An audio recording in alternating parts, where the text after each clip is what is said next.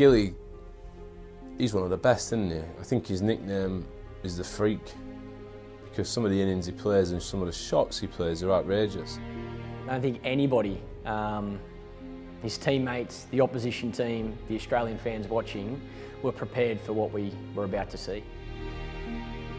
You can imagine after Adelaide, picking yourselves up after that was a tough thing to do. Having played so well apart from one session, and then having been beat in the manner in which we did, it was always going to be hard going to Perth. And I don't think we ever really got over the defeat at Adelaide. Being a home test in Perth, it probably made me start to think this might be a perfect opportunity to finish after this series. Not so much that test match, I wanted to see the series out, but it was the first time I had thoughts of retirement and maybe time was up, which in hindsight now it was a bit premature, but at the time, in the days leading into it, I pretty much made a decision in my mind that I would finish at the end of that summer. I mentioned that to my wife, who had other ideas. She just pretty much pointed out I'd had a bit of a tough run, a few question marks, but you don't throw the towel in pretty much. And as much as anything, by the end of that day, I think I was pretty much sulking of getting a duck in the first innings.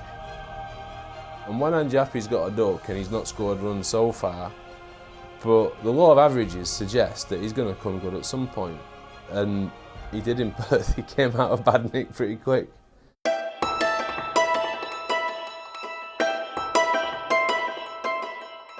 Leading into the second innings, which from memory we batted on day 3, and that's where the bulk of our batting in that second innings was on, and obviously that was a time when I was going to get my next chance after getting out to Monty Penisar for a duck in the first innings. It felt like every time I walked out to bat, Andrew Flintoff had the ball in his hand, and he got the better of me a number of times. Apparently he wrote in his book he'd go to bed at night and see my face, he'd be in bed with his missus and just think of me, which is very touching, Adam, but not quite right. When he first walked out, I tried to have a bit of a laugh with him and just make sure that he was feeling confident and feeling fine and ready to go. But you know, I didn't have to say much. He was in a good place. He was feeling good. Right, well there he is. Adam Gilchrist arrived, a member, out for a duck in the first innings. He certainly wouldn't want to get a pair here in front of his home. Don't want to get a pair at the best of times, but he wouldn't want to do it at home. He's coming out to bat, he's on his home ground, he's got the crowd behind him. We set the field for him, as we always did.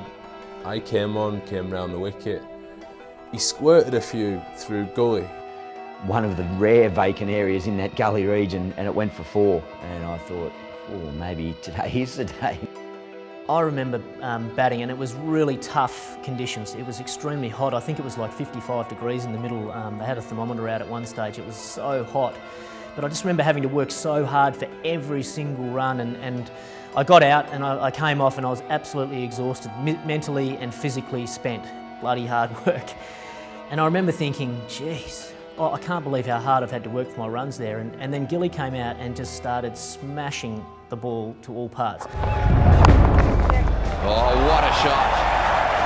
Standing up. His intent from ball one is something that not many players have the confidence and freedom to be able to do, and especially after making a duck in the first innings in front of his home crowd in Western Australia. I think the way he walked out and played his own natural game was very special. Gilchrist drives. Oh, wow, what about that? Cut that.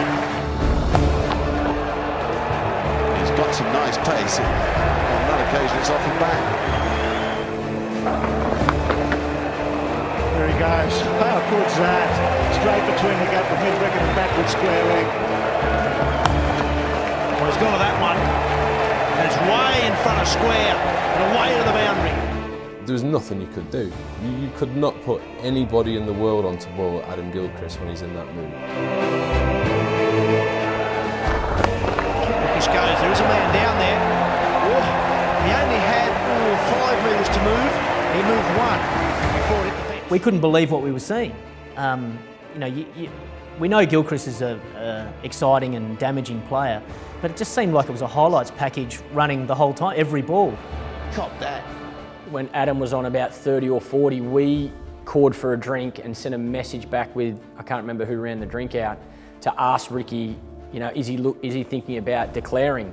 That's our thoughts. Let us know. And to save running out again, just give us a thumbs up for yes, go for it, or thumbs down, bat the day out, no risk. Just make sure we consolidate where we are. Both Adam and I thought we got a sign from the guys up in the box to get on with it.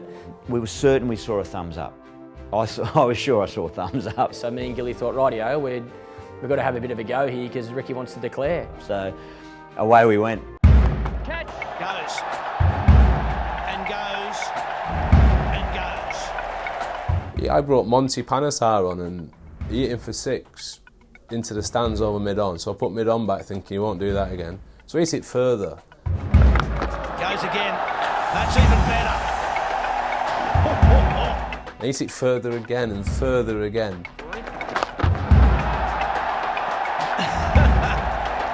To me, I had the greatest seat in the house. I was lucky enough to sit up the other end and watch an amazing player play with absolute freedom. Makes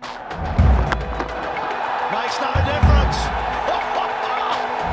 That's the best of the lot. 24 from the over. The field was like scattered everywhere, but I didn't have enough fielders. He'd either hit it past them or over them.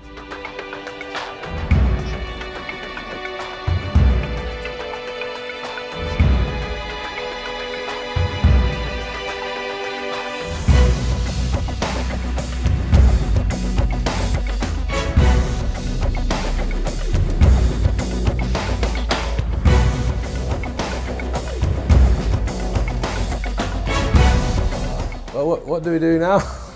Like, any ideas, lads? He was no. Put the spinner on, out the ground. Try army, out the ground. I'll come back, out the ground. It was, what do you do? What do you do? There's no plan B. Once again, it sounds good, and it is good, and it's in the gap. Just 4 on this occasion. 85, 48 balls faced. Here's a chance. One of the most often asked questions of me is, did you know about the fastest Test match century record? And if I hazarded a guess at the time, I would have said maybe Viv Richards holds the record. But no, I wasn't aware of it, and I'm sure if I was aware of it, I probably would have got out earlier, trying something ridiculous to get there. It's well again, and again it's in the gap. I wasn't interested in records or anything. I was frantically trying to set a field. I was trying to think, who do I bowl next? What do you do? 4 balls left. Break that record. Now the cut. It's in the gap. Will he get 2? Slight fumble. He's coming back. And he gets there. So we were getting very excited about him trying to break the world record for the least number of balls to score 100. Here we go. 8 men on the fence. 1 ball for Gilchrist. Oh, it's a wide. Oh, what a shame. We were so excited and wanted him to break the record so badly, but obviously we're still absolutely rapt that he got a Test match 100. He's on strike now.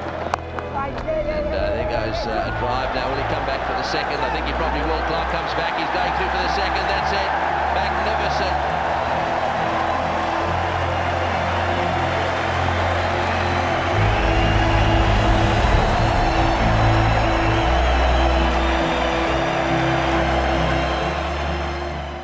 Scoring 100 and bringing up the 100, really for the reasons of just seeing the joy that brought to so many people around that ground. Now, I had no idea about the record and how close I got to Saviv's record, but just seeing the crowd that had stuck out in a very, very hot day right through to the end, and supporting myself and Michael in that partnership, seeing the pleasure that brought them, and just the feeling of excitement around that was probably the biggest moment. Sometimes you just got to take your hat off to a batter and say well done, and that was one of them days. That innings, especially because his confidence wasn't as high as it had been in his career, to be able to come out and play like that, he deserved everything he got.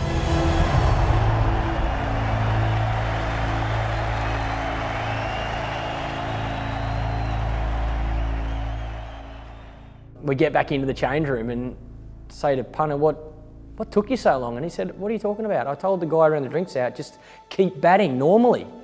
And me and Adam are like, oh my God. And to this day, I'm sure I saw a thumbs up, but he apparently said no, just bat it out. We've just been swinging for the last 150 runs to help you declare, and we got the message wrong. I guess having some negative thoughts leading into it about my position in the team and perhaps if I should keep playing at the end of that series, it was a very timely reminder about why I played the game and why everyone else around me in that team started playing the game. Play it for fun.